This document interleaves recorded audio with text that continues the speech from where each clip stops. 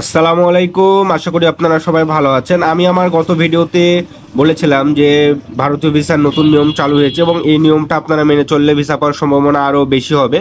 তো নিয়মটা হচ্ছে যে ইনভাইটেশন লেটার দেখতে পাচ্ছেন, মেডিকেল আয়ুষ ভিসা, এরকম একটা লেটারে একটা রেফারেন্স নাম্বার থাকবে, যে ফাইল রেফারেন্স নাম্বার। দেখুন এখানে কিউআর কোড সহ রেফারেন্স নাম্বারটা দেওয়া আছে। তো এইরকম একটা রেফারেন্স নাম্বার সহ হসপিটাল থেকে আপনাকে মেল করা হবে এবং এই ফাইল রেফারেন্স নাম্বারটা যদি আপনি আপনার ভিসা ফর্মে দেন তবেই কিন্তু আপনি আপনার ভিসা ফর্মটা কমপ্লিট করতে পারবেন। তো এখন সবার জন্য মেডিকেল আয়ুষ ভিসা বা মেডিকেল আয়ুষ এফআরআরও করা জরুরি, খুবই জরুরি। এবং এটা যদি না করেন তাহলে কিন্তু আপনার যে ইন্ডিয়ান ভিসা ফর্ম আছে এটা কিন্তু কমপ্লিট করতে পারবেন না। তো দেখুন, আমার একজনের জন্য আমি শঙ্করা নেত্রালয়তে অ্যাপয়েন্টমেন্টের জন্য অ্যাপ্লাই করেছিলাম, medical research foundation Shankara Nethralaya, চোখের চিকিৎসার জন্য। তো তাদের অ্যাপয়েন্টমেন্টের পাশাপাশি আমাকে যেটা দিয়েছে invitation letter, medical Ayush visa. তো এরকম একটা লেটার কিন্তু আমাকে তারা দিয়ে দিয়েছে। দেখুন এরকম একটা সম্পূর্ণ একটা লেটার দিবে।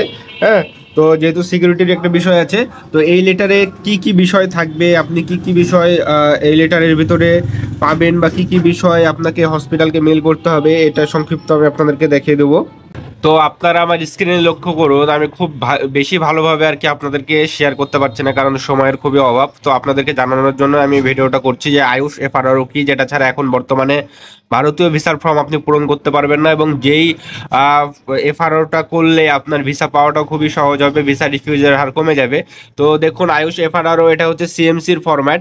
তো এখানে 2 dear sir, I hope message finds you well subject দেওয়া আছে, এবং এখানে দেখুন লেখা আছে I am requesting medical invitation letter for visa purpose. হ্যাঁ, who wishes to estimated hospital CMC Vellore, এটা হচ্ছে সিএমসি হসপিটালের জন্য আর কি ফরম্যাটটা করা।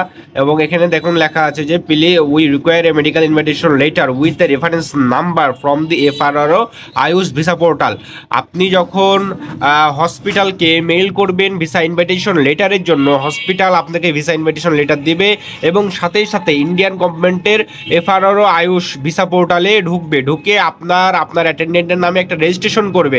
এই রেজিস্ট্রেশন করার পরে আরেকটা রেফারেন্স নাম্বার বাইর হবে এবং এইরকম হচ্ছে একটি লেটার তৈরি হবে। এই লেটারটাই কিন্তু আপনাকে যেই হসপিটালে আপনি অ্যাপ্লাই করবেন সেই হসপিটাল আপনাকে মেইলের মাধ্যমে দিবে, সাথে সাথে অ্যাপয়েন্টমেন্টটাও কিন্তু দিবে। এই যে দেখুন অ্যাপয়েন্টমেন্টটা দিয়েছে। তো এইখানে আমি স্ক্রিনে আপনাদেরকে ফরম্যাটটা দেখাচ্ছি এবং এইখানে আপনাদেরকে আরেকটা বিষয় দেখাবো। তো এখানে দেখুন কি কি দেওয়া আছে। হ্যাঁ, full name, gender, date of birth, কী কী দেওয়া থাকে, পেশেন্ট ডিটেলস, এগুলো দেওয়া থাকে। যেহেতু পার্সোনাল জিনিস দেখালে সিকিউরিটি রিজনে ভিডিওটা ব্লক করে দেবে, সে কারণে এগুলো দেখাচ্ছি না। কী কী থাকে আমি জাস্ট আপনাদেরকে শেয়ার করছি। তো যেহেতু বর্তমানে আয়ুষ এফআরআরও বা আয়ুষ ভিসা না করলে আপনার ভিসা ফর্ম পূরণ করতে পারবেন না, সে কারণে এই রেজিস্ট্রেশনটা করার কারণে হসপিটাল কর্তৃপক্ষকে বেশ কিছু ইনফরমেশন আপনাকে লিখে পাঠাতে হবে। তো আপনার পাসপোর্ট কপি, মেডিকেলের কাগজপাতি সহ বেশ কিছু ইনফরমেশন আপনি আপনার হসপিটালে পাঠাবেন। তার মধ্যে হচ্ছে আপনার নাম, আপনার পাসপোর্ট নাম্বার, জন্মসাল, ন্যাশনালিটি, আপনার হচ্ছে যে ডেট অফ বার্থ, এগুলো সব কিছু পাঠাবেন। পেশেন্টের সাথে আপনার কি সম্পর্ক, আপনার যে বাংলাদেশি যে অ্যাড্রেস এটি পাঠাবেন, আপনার যে ইন্ডিয়ান যে অ্যাড্রেস আপনি থাকবেন সেটি আপনাকে লিখে দিতে হবে। এছাড়াও আপনার মোবাইল নাম্বার, আপনার ইমেইল অ্যাড্রেস, এগুলো সব কিছু হসপিটাল কর্তৃপক্ষকে লিখে পাঠাতে হবে। অ্যাটেন্ডেন্ট কে কে হবে তাদের নাম, মোবাইল নাম্বার, অ্যাটেন্ডেন্ট কে কে হবে তাদের হচ্ছে address, Bangladeshi address, Indian address কোথায় থাকবে। তো এরপরেও দেওয়া লাগবে যে পাসপোর্ট নাম্বার, তারপরে জন্মসাল, এগুলো সব কিছু দেওয়া লাগবে, জেন্ডার, এগুলো সব কিছু দিয়ে আপনাকে একটা রেডি ফরম্যাট তৈরি করে হসপিটালকে আলাদাভাবে একটা মেল করতে হবে। এবং invitation letter medical Ayush visa, তারা এই ফর্মটি আপনার জন্য পূরণ করে আপনাকে মেল করবে। তো এইটা যদি যখন করবে তখন এই যে ফাইল রেফারেন্স নাম্বার তৈরি হবে, এই ফাইল রেফারেন্স নাম্বারটা যখন আপনি ভিসা ফর্মে দেবেন অটোমেটিক আপনার কোন হসপিটালে অ্যাপয়েন্টমেন্ট করা আছে এই ইনফরমেশনগুলো ওখানে লিখিত হয়ে যাবে।